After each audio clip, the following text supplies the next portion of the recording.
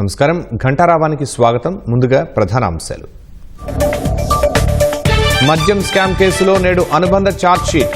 ధనుంజయ రెడ్డి, కృష్ణమోహన్, గోవిందప్పల పాత్రపై సిట్ వివరణ.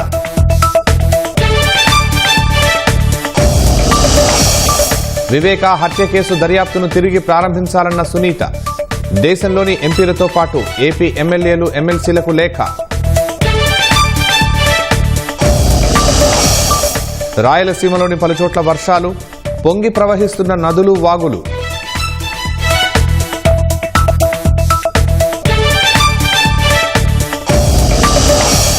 దైవ దర్శనానికి వెళ్లి తిరిగి వస్తూ తిరిగి రాని లోకాలకు. కడప వద్ద జరిగిన రోడ్డు ప్రమాదంలో 2 మృతి.